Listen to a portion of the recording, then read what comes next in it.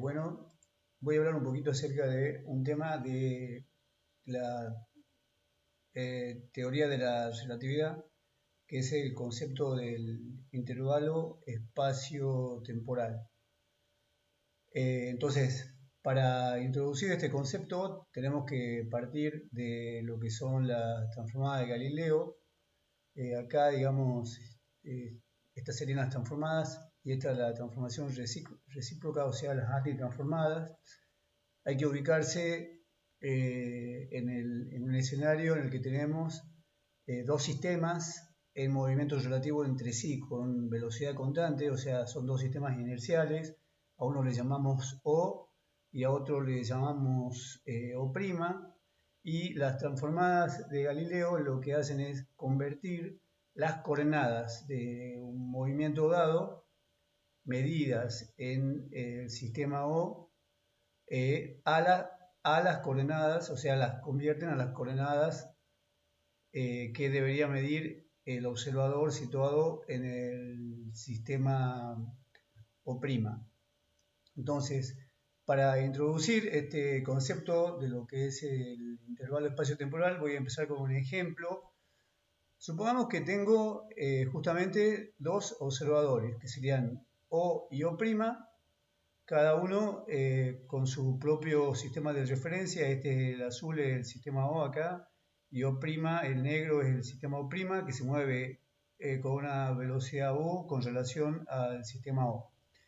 Y le pedimos a los observadores ubicados en el centro de coordenadas de ambos sistemas que estudien el vuelo de un parapente entre dos plataformas que estarían situadas en las coordenadas x1 y 1 y x2 y 2 de un campo que podemos considerar que sea rectangular y extenso, sea muy extenso.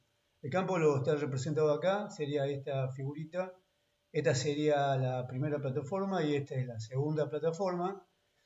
Le vamos a llamar al evento, justamente al evento de partida del parapente de la primera plataforma, le vamos a llamar partida, es el evento 1, y a la llegada del parapente a la plataforma 2 le vamos a llamar arribo, y este sería el evento 2. Bien, entonces estas serían las coordenadas en el plano de la posición de las plataformas, y por ahora, para hacer nuestro estudio, nos vamos a restringir a lo que sería el movimiento en el plano y vamos a descartar la coordenada Z para hacer más sencilla la explicación. Entonces, el instante de partida le vamos a llamar T1 y al de arriba le vamos a llamar T2. Bueno, acá hay que tener en cuenta que estas serían las coordenadas que mide el observador situado en el sistema O, que está en reposo con relación al campo y con relación a las plataformas. Bien, entonces, como nosotros le vamos a pedir a los dos observadores que estudien el movimiento del parapente, lo que ellos van a tener que hacer es usar un reloj. Entonces, lo más usual es que, como todos tenemos un celular, es que para hacer mediciones de tiempo usemos el cronómetro del celular, que están todos sincronizados con lo que es la hora oficial, que podría ser la hora oficial argentina. Bien, entonces ambos observadores hacen su estudio. Podemos suponer que el segundo observador, el O', va montado a bordo de un auto muy veloz, va a mucha velocidad, supongamos que va 100 km por hora, y desde el auto va haciendo mediciones o va investigando el vuelo del parapente usando su celular con la hora oficial. Entonces, le vamos a preguntar a ambos observadores, primero, cuestiones como cuál es la distancia que ellos le miden, que hay entre las dos plataformas. O sea, la distancia medida desde O es D, la distancia medida desde O' es D'. Y cuando nos den sus resultados, lo que vamos a ver es que ambos observadores miden la misma distancia. Entonces, para ir entrando en lo que es el concepto del intervalo espacio-temporal, a la distancia por ahora le vamos nos vamos a tomar la licencia de llamarle intervalo espacial. También si le pedimos a ambos observadores que nos digan para ellos cuánto ha durado el vuelo, ellos van a hacer este cálculo, van a decir la duración del vuelo, que es T mayúscula, es T2 menos T1 para el observador o es T' igual a T2' menos T1' para el observador situado en O', y bueno, vamos a llegar a la conclusión de que la duración del vuelo es igual para ambos. T es igual a T', lo que significa que el intervalo temporal, que es esta diferencia de coordenadas, es igual para ambos. Entonces, dentro de lo que es la mecánica clásica, en la que son válidas las transformadas de Galileo, estos intervalos, estas diferencias, estas duraciones, estas distancias, son iguales para todos los observadores inerciales y no inerciales. Y estas propiedades del movimiento definen características geométricas que justamente tienen que ver con estas invariancias que nos han ayudado a nosotros a desarrollar el concepto de lo que es el espacio euclideano. Bien, entonces, lo que me falta decir es que justamente estas diferencias de las duraciones y longitudes son constantes o invariantes para todo sistema de referencia inercial galileano y son válidas siempre que las velocidades relativas, por ejemplo, la velocidad del observador O' que va a bordo del auto, con relación a las plataformas sean muy pequeñas comparadas con la velocidad de la luz. Bien, entonces, como les decía, en la física clásica, digamos, sobre la base de los experimentos a lo que se tenía acceso hasta el siglo XIX, que son experimentos de baja velocidad, se construyó, se desarrolló este concepto de lo que es el espacio euclidiano, justamente basándose en las propiedades geométricas del movimiento de los cuerpos. Bien, las transformadas de Galileo son consistentes con este tipo de espacio. Y en este espacio euclidiano, que nosotros lo denominamos como R3, se cumplen ciertas propiedades que son las que generalmente estudiamos en elementos de álgebra o en álgebra lineal, por ejemplo, la definición que conocemos de lo que es un plano, la definición de una recta, la definición de la distancia de un punto a una recta, todo ese tipo de definiciones que para nosotros son usuales, que construyen nuestro sentido común de lo que es el espacio, corresponden justamente a este concepto de lo que es el espacio euclidiano o R3, en el que el movimiento de los cuerpos, para describir este movimiento, hacen falta tres coordenadas espaciales para situarlo justamente, para definir su ubicación en el espacio. Entonces, las características geométricas de los objetos, como por ejemplo esta conocida de que la suma de los ángulos de un triángulo da 180 grados, son válidas dentro de este espacio, el espacio de Euclides. Y estas características geométricas son absolutas y no dependen del sistema de referencia elegido. No importa si nosotros estamos en reposo con respecto, por ejemplo, a este triángulo o no estamos en movimiento con respecto a él. Y una distancia que se puede considerar también como una diagonal, o sea, estaría hablando, por ejemplo, de la distancia entre estas dos plataformas, que en realidad en R3 se define como sería la raíz cuadrada de esta diferencia, o sea, esta diferencia al cuadrado de las coordenadas iniciales y finales, digamos, de los extremos, entre los cuales estamos midiendo justamente la distancia, ¿no? Esta distancia para nosotros es invariante, es independiente del estado de movimiento del observador al que le pidamos que haga la medición. Entonces, estas características geométricas de los cuerpos tienen que ver con una característica que tiene el tiempo dentro de las transformadas de Galileo. Si ustedes se fijan, el tiempo tiene el mismo valor para todos los observadores. O sea, T' es igual a T. Entonces, el tiempo parece absoluto. Por eso nosotros podemos investigar el movimiento del parapente usando lo que sería la hora absoluta, es una hora común para todos los observadores. Y eso tiene que ver con el hecho de que acá en la transformada de Galileo, la transformada del tiempo no involucra coordenadas espaciales. Entonces el tiempo parece desvinculado del resto de las coordenadas que definen el movimiento del parapente. Parece como si fuera, digamos, una magnitud completamente independiente de las magnitudes espaciales y que el valor que toma no tiene nada que ver con estas.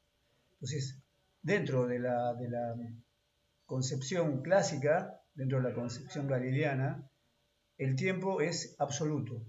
Por eso podemos hacer justamente el estudio usando la hora oficial del celular. Bien, y esto es consistente también con, digamos, una especie de preconcepción existente en la mecánica clásica, que es el hecho de que la velocidad de las señales o la velocidad de las interacciones con la que un observador determina su perspectiva del movimiento de los cuerpos o el panorama que tiene de este movimiento, en realidad se considera infinita, ¿no? Entonces, las posiciones y los cambios de los fenómenos naturales se actualizan instantáneamente dentro de esta concepción, y esto es independiente de la distancia, y digamos, todos los movimientos se desarrollan en un presente instantáneo. O sea, no hay retardo. Con esta concepción, por ejemplo, al observar las estrellas, lo que estaríamos viendo una foto actual de su situación. Por ejemplo, en esa época Galileo descubrió las lunas de Júpiter con su telescopio y para él la imagen que estaba viendo de las lunas de Júpiter sería una imagen del presente de estas lunas. Ahora nosotros sabemos que la luz debe tardar unos 20-25 minutos en llegar desde Júpiter hasta la Tierra, por lo que en realidad lo que estamos viendo es una imagen atrasada 25 minutos con relación a nosotros de estos objetos astronómicos. Bueno, todos estos conceptos en ese momento no estaban presentes por lo menos en la teoría, por lo menos en los desarrollos teóricos o en el marco teórico que se estaba generando. O sea, lo que se entiende implícitamente es esto que dice acá, que la velocidad de las señales o la velocidad de las interacciones naturales es infinita. Entonces, bueno, nosotros sabemos ahora que eso no es así, ¿no? Nosotros sabemos que la velocidad de las señales con la que nosotros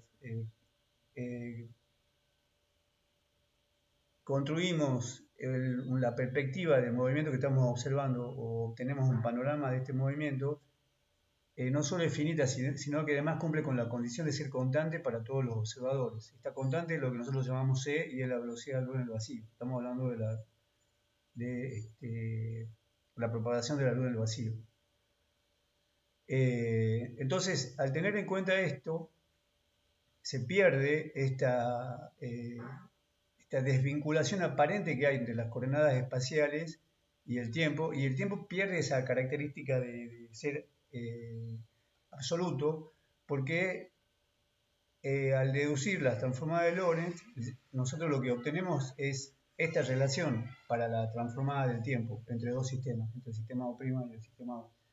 Y acá efectivamente el valor del tiempo primado incluye no solamente el valor del tiempo no primado, sino también a las coordenadas, a la coordenada X, en este caso. Entonces, al hacer este cambio, lo que sucede es que justamente el tiempo pierde su característica de ser absoluto. Entonces, estas transformadas de Lorentz integran las coordenadas de espacio y tiempo en un grupo único de ecuaciones. Es un grupo que tiene características especiales con el cual se puede definir un espacio, un tipo de espacio. Entonces lo que se descubre, esto es a fines del siglo XIX, es que el tiempo no es absoluto, sino que tiene un carácter relativo.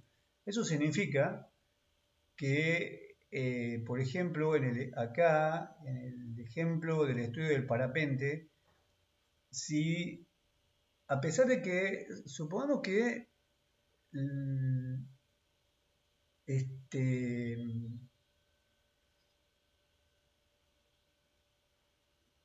le pedimos a cada uno de estos observadores que mida el tiempo de la duración del vuelo del parapente con un cronómetro que sea muy preciso, que tenga una precisión así hasta los nanosegundos, supongamos hasta los nanosegundos o hasta los femtosegundos.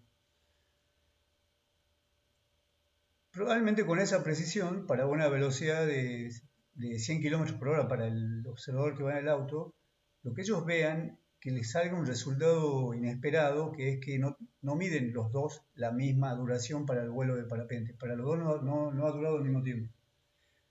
Y si le pedimos que mida la distancia entre las dos plataformas, los dos observadores, con algún método, supongamos que sea, bueno, ahora hay unos medidores de distancia que usan láser que son muy precisos, que también tengan una precisión así hasta el nanómetro. Lo más probable es que lo que ellos noten es que hay una discrepancia entre las mediciones, entre sus mediciones, que O y O' no miden lo mismo. Eso tiene que ver con que no solo el tiempo, sino el espacio también adquieren una característica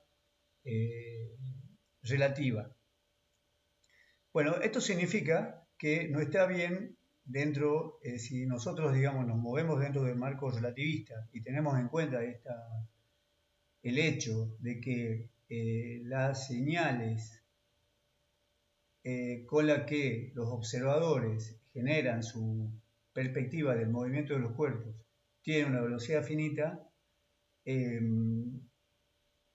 vamos a llegar a la conclusión de que en realidad no existe una hora oficial válida para todos los sistemas de movimiento relativo uniforme, supongamos dentro de un país dado como la Argentina. O sea, ¿por qué? Porque la velocidad de transcurso del tiempo va a depender de la velocidad relativa entre estos sistemas.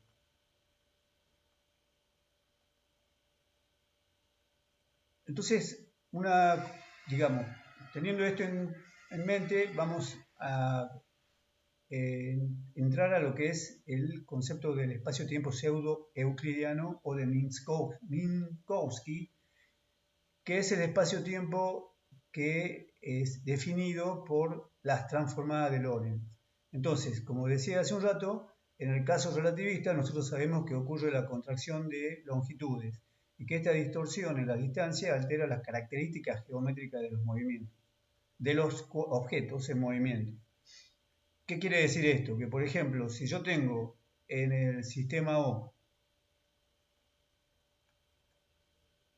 bueno, puedo hacer el ejemplo con la cancha. Supongo que la cancha es cuadrada para el observador del sistema O. Nosotros sabemos que por el efecto de contracción de las longitudes, para el observador situado en el sistema O', la cancha no va a ser cuadrada. Por ejemplo, un prisma en reposo o un cubo en reposo en el sistema O va a ser un prisma visto desde el sistema O', ¿no? Bien, entonces esto también tiene sus leyes. Por ejemplo, el prisma, perdón, supongamos que tengo un cubo en el reposo en el sistema O, ¿no? Las dimensiones del cubo van a ser independientes de la posición en la que esté el cubo dentro del sistema O. Siempre que esté en reposo con respecto al cubo, va a haber un cubo que tiene la misma dimensión, ¿no? Ahora, desde el sistema O', el cubo no va a ser un cubo, va a ser un prisma. Bueno, siempre y cuando la velocidad entre O' y el prisma sea la misma, porque bueno, porque este objeto está en reposo o no, el observador desde O' va a ver el mismo prisma independientemente de la posición que esté en el espacio, digamos. Eso se conserva. Lo que no se conserva es la perspectiva que van a tener los distintos observadores del mismo objeto. Bien, o sea, ¿eso qué quiere decir? Para cada observador verá que las dimensiones del prisma son independientes de sus coordenadas, pero las características geométricas van a ser función de la velocidad relativa entre los sistemas y pasan a ser, por lo tanto, relativas. El espacio clásico euclidiano no refleja esta relatividad de las características geométricas de los objetos en movimiento. Acá dice debido al carácter absoluto del tiempo. Entonces, es necesario construir un nuevo tipo de espacio, que es lo que se denomina pseudo-euclidiano, que incorpora al tiempo como una cuarta coordenada métrica al conjunto de coordenadas espaciales. Por lo tanto, el fondo en el que se desenvuelve el movimiento de la materia pasa a ser un espacio-tiempo cuatridimensional, pero no es un espacio-tiempo cualquiera. Tiene características especiales. Entonces, para ver eso, para entender de qué es lo que estoy diciendo, vamos a volver al ejemplo que hemos utilizado para deducir las transformadas de Lorentz. No sé si se acuerdan. Que partíamos de que teníamos dos sistemas de coordenadas. Este era el sistema del O, acá no lo dice, pero este es el O, el no primado. Este es el O', el primado. Y suponíamos que, bueno, que el sistema O' se mueve hacia la derecha con una velocidad U constante y que en el momento en el que los orígenes de los dos sistemas coinciden y ambos relojes están en cero, o sea, T y T' es igual a cero, se dispara un destello de luz que genera un frente esférico, que es este que está dibujado acá, ¿no? Un frente esférico de radiación electromagnética que se aleja de ese origen con velocidad c. Entonces, un tiempo t medido desde O más tarde, el sistema O' va a estar un poco más adelante y el frente esférico habrá llegado hasta esta posición. Entonces nosotros usábamos este escenario, esta configuración para definir las transformadas y partíamos de estas ecuaciones. Esta es la ecuación del frente esférico de la radiación vista desde O', tiene esta forma, y esta es la ecuación vista desde O', y nosotros qué era lo que sabíamos, como las leyes físicas se desarrollan o el fenómeno se desarrolla con la misma pauta en ambos sistemas, quiere decir que las leyes físicas no cambian, la forma de las dos ecuaciones tenía que ser la misma. Entonces acá estas dos ecuaciones son iguales, lo único que ha cambiado es que acá estoy usando las coordenadas no primadas y acá estoy usando las primadas.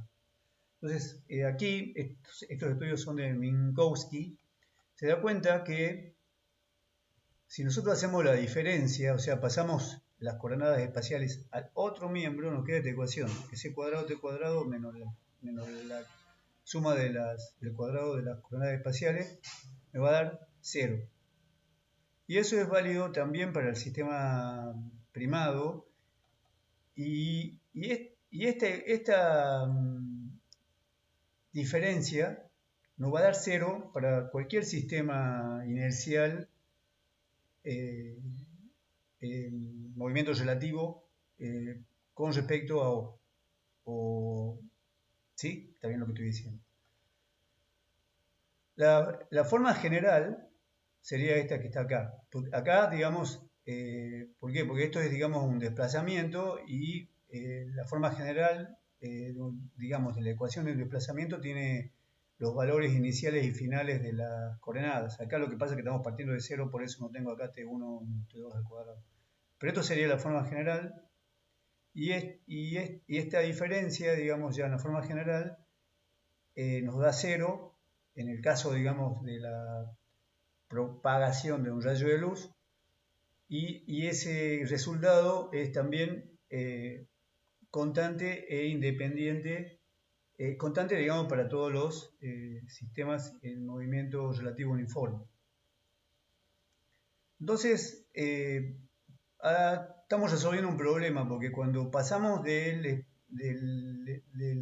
concepto clásico del espacio al concepto relativista, perdimos algo que para nosotros era importante, que era la invariancia de estos intervalos, del intervalo espacial y del intervalo temporal, porque la geometría del espacio está construida sobre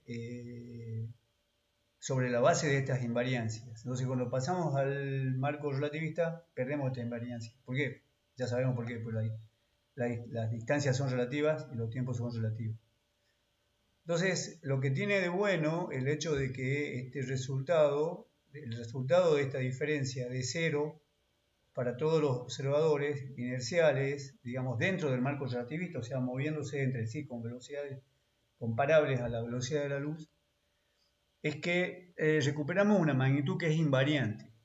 Y esa magnitud que es invariante, que está definida como esta diferencia, es lo que se va a llamar el intervalo espacio-temporal. Ahora, por ahora nosotros lo vamos a llamar S. Esto tiene muchos nombres distintos, hay otros autores que le dicen distancia cronotópica, otros le dicen intervalo de Minkowski.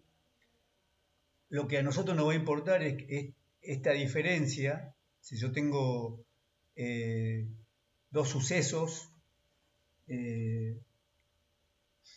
definidos dentro eh,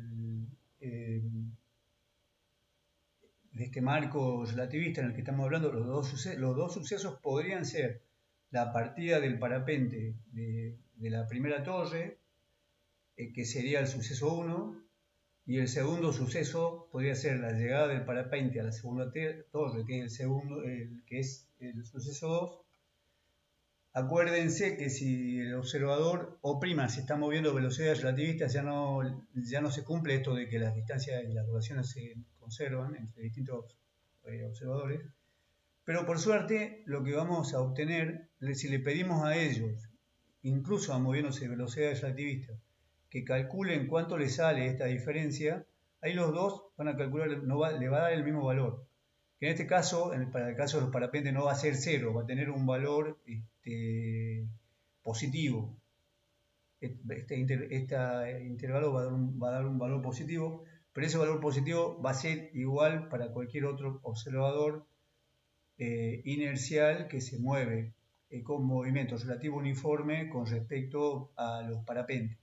Entonces recuperamos un invariante y que es muy útil para nosotros. Les repito, todo estos trabajos de Minkowski nos va a servir para definir en qué espacio están sucediendo estos fenómenos, porque hemos perdido el espacio euclidiano.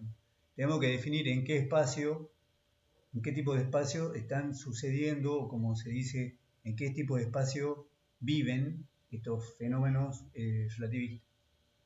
Entonces, lo que le puedo yo adelantar por ahora es que el intervalo espacio-temporal nos sirve para definir o para saber si un par de sucesos, que serían el suceso 1 y el suceso 2, pueden ser causales o no causales.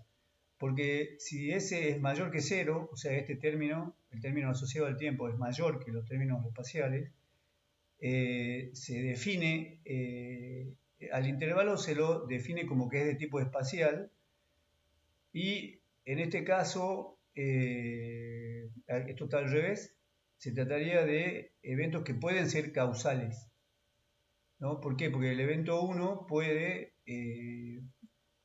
ser la causa del evento 2. En cambio, si este intervalo, este cálculo nos da negativo, quiere decir que este primer término es menor que las coordenadas espaciales. Estamos hablando de un intervalo del tipo temporal y en este caso los sucesos 1 y 2 no pueden ser causales. no están conectados, no es uno la causa del otro, no es el segundo un efecto del primero. Acá lo puse al revés, pero bueno, eso nos sirve para definir o para tener un criterio para saber cuál es la relación de causa y efecto entre dos fenómenos. Cuando S es mayor que cero, dos fenómenos pueden ser causales, quiere decir que un fenómeno puede provocar el otro. Pero cuando S es menor que cero, estos fenómenos no pueden ser causales. Son dos fenómenos desvinculados uno del otro, justamente porque las interacciones o la luz no ha tenido tiempo para llegar desde un punto al otro punto o para recorrer esa distancia en el tiempo, en este lapso de tiempo. Bien.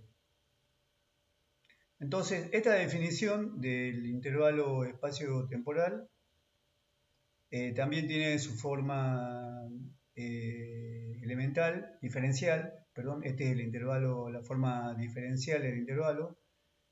Yo lo entiendo al intervalo como que es una diagonal. Estamos definiendo lo que sería la menor distancia posible entre un conjunto de coordenadas, que son estas que están acá, ¿no? Entonces, esa cantidad en el marco de movimientos relacionados entre sí por la transforma de Lorentz, esta cantidad es una invariante. Entonces, como había dicho antes, dentro del espacio euclidiano, el cuadrado de la diagonal de la distancia entre dos puntos es invariante y esto es útil para determinar las propiedades geométricas de movimiento de los objetos de todo sistema inercial equivalente. Entonces, dentro de la mecánica clásica, un cubo es un cubo para cualquier observador inicial sin importar la velocidad relativa de esto con relación al objeto y sin importar las coordenadas de esto. Pero esto no es válido para altas velocidades y un objeto cúbico de un sistema dado será un prisma desde cualquier otro. Entonces, el cuadrado de la diagonal del cubo, estoy hablando, no va a ser ya un invariante. En cambio, sigue siendo un invariante el intervalo S cuadrado, que es una magnitud semejante a delta cuadrado, pero que incorpora el tiempo como una cuarta dimensión. Entonces, esta incorporación del tiempo tiene sus complicaciones, porque si ustedes se fijan, esto no es, digamos, un equivalente al cálculo de la distancia entre dos puntos. No es equivalente porque la distancia entre dos puntos es la suma de los cuadrados, de la raíz cuadrada de la suma de los cuadrados de la diferencia. Y acá esto tiene un signo, esto tiene otro signo. Lo que quiere decir que el tiempo es digamos, la coordenada métrica asociada al tiempo, que es el producto C por T, no es enteramente equivalente a las coordenadas espaciales. O sea, el tiempo no es una coordenada espacial. Entonces, esto se resuelve si tenemos en cuenta que si nosotros hacemos o definimos a la coordenada métrica asociada al tiempo de tal forma que esta sea imaginaria. Si nosotros lo definimos de esta forma, por ejemplo, las coordenadas de un evento dado, donde el tiempo, la coordenada métrica asociada al tiempo es una coordenada imaginaria, cuando nosotros calculemos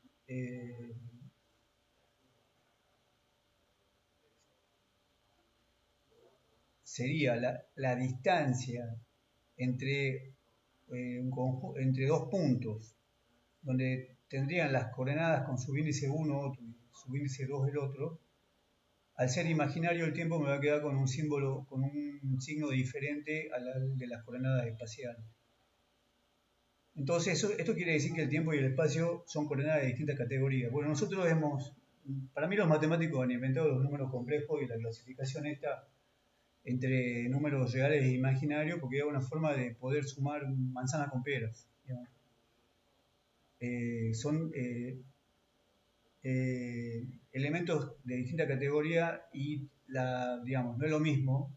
2 manzanas más 2 manzanas son 4 manzanas, pero 2 manzanas más 3 peras son 2 manzanas más 3 peras. Nos sirve para eso, para saber que el tiempo es tiene una categoría diferente a la del espacio. Pero eso significa que los fenómenos físicos no transcurren en un espacio euclidiano cuatridimensional que sería un R4, que tiene 4 dimensiones espaciales. No es eso. Sino que transcurren en un espacio pseudo-euclidiano o espacio-tiempo, que se llama espacio-tiempo de Minkowski, porque él fue el que dedujo todo esto. Entonces, este espacio-tiempo pseudo-euclidiano, que está constituido en donde los puntos, digamos, las coordenadas de los puntos están definidas de esta forma, por medio de 3 coordenadas espaciales y una cuarta coordenada métrica asociada al tiempo, que es imaginaria, es muy importante para los físicos porque este espacio, que es el espacio definido por la transforma de Lorentz, conserva las características de isotropía, homogeneidad y uniformidad de movimiento. Eso quiere decir que en este espacio pseudo-euclidiano son válidos los principios de conservación de la energía y los principios de conservación del momento y todos los principios que derivan de esto. Que el espacio sea isótropo significa que las leyes físicas son independientes de la dirección en la que nosotros estemos observando en el espacio. Que sean homogéneos significa que estas leyes son independientes de la posición o de las coordenadas, digamos, del fenómeno que estamos estudiando, ¿no?, en el espacio. Y que sea uniforme significa que también son independientes del tiempo. Y eso tiene que ver con los principios de conservación. Y eso es válido siempre y cuando estos fenómenos físicos transcurran en lo que es el espacio pseudo-euclidiano o de Minkowski. Bien, tengo que aclarar acá que este espacio es plano. El espacio pseudo-euclidiano es plano. Bien, entonces acá yo me animo a decir que este intervalo de S cuadrado nos sirve para definir o para dar una definición matemática de lo que sería una geodésica genérica, una definición genérica de lo que es una geodésica, que es la trayectoria o distancia más corta entre dos puntos y que es como similar a una diagonal. Esta forma diferencial del intervalo espacio-temporal se lo puede escribir en forma compacta, de forma tensorial. Nosotros no estamos acostumbrados a manejar estos símbolos, pero esta sería la forma compacta tensorial, donde acá estos subíndices mu y ni, para el caso del espacio cuatridimensional de Minkowski, toman los valores 0, 1, 2, 3 y 4, donde 0 es el asociado a la coordenada temporal, ¿no? Esto se ve acá.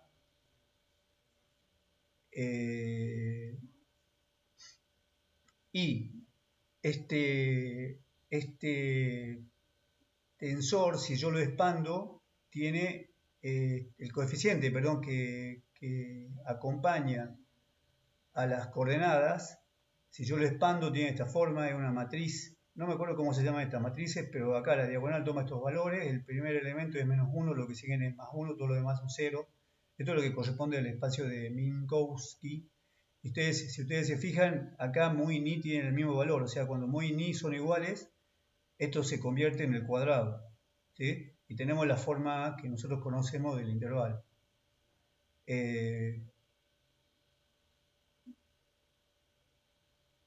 Bien, esta definición tensorial del intervalo, que para mí sería la definición matemática compacta de lo que es una geodésica, nos sirve para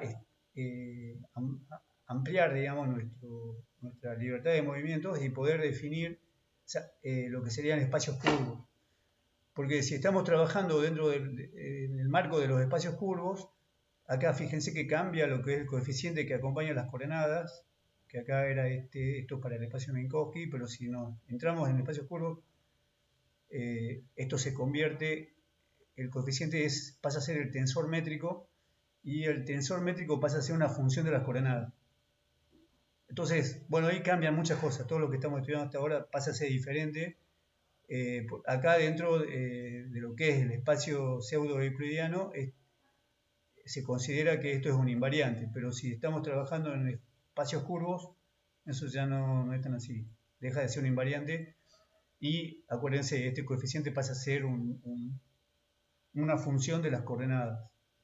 Bien, entonces me falta hablar un poquito de lo que es el cono de luz. Entonces, en la teoría de la relatividad, si ustedes se fijan, estamos siempre trabajando con o nos hace falta siempre definir lo que es un evento o un suceso para atribuirle coordenadas que después son las que vamos a transformar, ¿no? Entonces, acá está la definición, se define suceso al conjunto de coordenadas x, y, z, t, que determina el punto en el espacio y el instante en el que ocurre un determinado fenómeno, ¿no? Estos sucesos pertenecen a un espacio matemático cuatridimensional, que es el que ya hemos hablado, que es el espacio-tiempo de Minkowski, y el movimiento, por ejemplo, de una partícula puntual en este espacio, que sería, digamos, la secuencia de todos estos sucesos, a medida que van evolucionando en el tiempo, es lo que se llama curva de universo o línea de mundo. Entonces, yo podría representar el movimiento de una partícula en un sistema de ejes como el que está acá. Entonces, fíjense, en este sistema de ejes, en el plano tengo las coordenadas espaciales. Entonces, lo que estoy en realidad es representando el movimiento de una partícula en el plano, ¿no? Entonces, en el eje vertical he puesto la coordenada métrica asociada al tiempo. Entonces, supongamos que tengo en mi sistema de coordenadas un evento que ocurre en t igual a 0 en el origen del sistema de coordenadas, que sería no sé, una partícula que justo pasa por acá en ese momento. Entonces, si yo me analizo el movimiento de la partícula a medida que transcurre el tiempo hacia el futuro, lo que podría tener es una línea de universo como esto. Esta sería la línea de mundo, pero no curva de universo. Entonces, un instante t más tarde, la partícula va a estar ubicada acá en este punto. También podría haber seguido o haber investigado el movimiento de la partícula hacia el pasado, y supongamos que el movimiento de la partícula describe una curva como esta. Bien, este sistema de ejes, así como está, me divide el espacio en zonas diferentes que pueden estar conectadas o desconectadas entre sí. Y lo que divide el espacio es la bisectriz de, acá en este caso, este cuadrante, que viene a ser la arista de un cono. Esa bisectriz sería o correspondería, por ejemplo, a la línea de mundo de un fotón. Si yo tengo, cambiando el ejemplo, si yo en el instante t igual a 0, aquí hago el experimento del destello de luz que me genera un frente esférico que se aleja a la velocidad de la luz en todas las direcciones, lo que voy a ver en esta representación plana del espacio es que el cono de luz, este frente esférico de luz es un círculo. Ese círculo tiene un diámetro igual a 0 en t igual a 0, pero a medida que el tiempo t avanza, ese diámetro va adquiriendo un valor igual a c por t, ¿no? Entonces, fíjense, el valor de la coordenada métrica del tiempo va a ser i c por t, y el valor de las coordenadas espaciales va a ser también c por t, por lo cual esta arista del cono, el cono este que me dibuja el frente esférico de la luz, va a tener unas aristas que tienen un ángulo de 45 grados, estoy usando la misma escala para todos los ejes. Entonces, esto es lo que se llama cono de luz. Todos los eventos que pueden estar entre sí conectados de forma causal viven dentro del cono de luz. Por ejemplo, un evento que pertenece al interior del cono de luz no puede conectarse con un evento que está fuera del cono de luz. Eso tiene que ver con el valor que toma el intervalo espacio-temporal, habría que hacer unos cuantos ejercicios, yo no lo tengo ahora, pero tendría que buscarlo. Eh, pero bueno, hasta aquí sigue por hoy. Seguimos después. Chao.